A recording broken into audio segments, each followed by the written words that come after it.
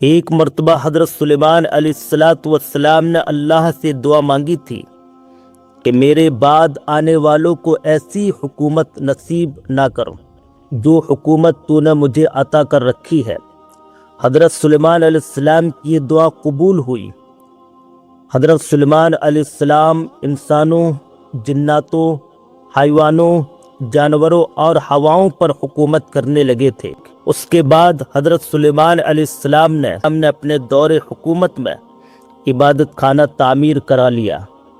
اس لیے اس عبادت خانے کا نام ہیکل سلیمانی پڑا ہے، جو آج ظالم حکمران نیتن یاہو کے قبضے میں ہے، جس کی تعمیر حضرت سلیمان علیہ السلام نے کرائی تھی، جسے ہیکل سلیمانی کہا جاتا ہے۔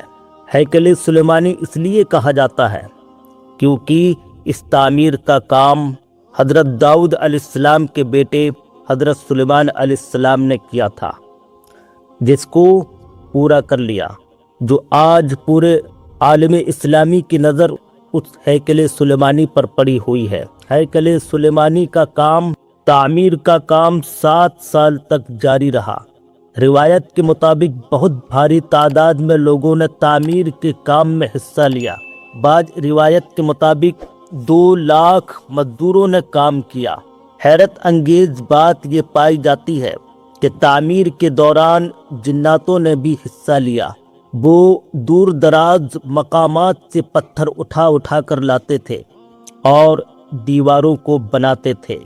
تاریخ سے یہ بات معلوم ہوتی ہے کہ اس عبادت خانے کی لمبائی 90 فٹ، چوڑائی 30 فٹ اور اونچائی 45 فٹ تھی۔ اس کے اندر ایک مخصوص جگہ بنائی گئی تھی جہاں تابوت سکینہ رکھا گیا تھا۔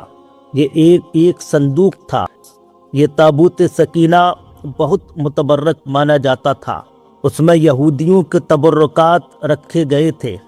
قرآن کریم میں اس کے کچھ ارشادات ملتے ہیں۔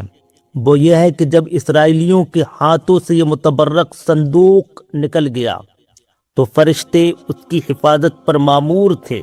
اس میں حضرت موسیٰ علیہ السلام اور ہارون علیہ السلام کی نشانیاں بھی تھیں، اس لیے ان کے نزدیک یہ صندوق بہت متبرک مانا جاتا تھا۔ روایت میں ہے کہ عصائے موسیٰ، حضرت موسیٰ علیہ السلام کی لاٹھی بھی اسی صندوق میں تھا۔ یہ عصا حضرت شعیب علیہ السلام نے حضرت موسیٰ علیہ السلام کو عطا کیا تھا۔ ان میں پتھر کی وہ تختیاں بھی تھیں۔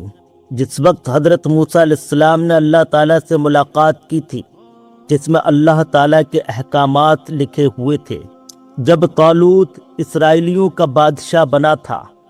طالوت اسرائیلیوں کا بہت ہمدرد اور خیرخواہ بادشاہ تھا، تو یہ صندوق دوبارہ بنی اسرائیل کے ہاتھ آیا۔ تابوت سکینہ حاصل کرنے کے لیے طالوت کو جنگ لڑنا پڑی۔ یہ جنگ کافروں سے لڑی گئی تھی۔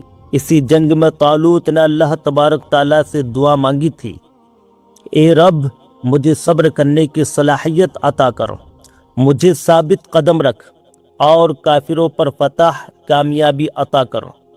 تاریخ سے یہ بات ثابت ہے کہ فلسطین پر ہر زمانے میں حملے ہوتے رہے۔ بابل جو اسرائیلیوں کا خطرناک دشمن ہوا کرتا تھا، اس نے تباہی مچائی۔ کبھی رومیوں نے حملہ کیا تو اس ہیکل سلیمانی کو حاصل کرنے کے لیے کئی بادشاہوں نے ایڑی سے چوٹی تک کا زور لگایا۔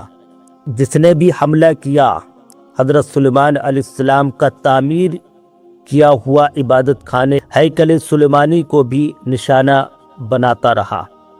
ایک مرتبہ بابل کا بادشاہ بخت نصر نے فلسطین پر حملہ کیا اور اسرائیلیوں کا قتل عام کیا۔ ان کو قید میں رکھا، ان کی عورتوں کو قید کیا اور ان کے مردوں کو سزائیں دیں۔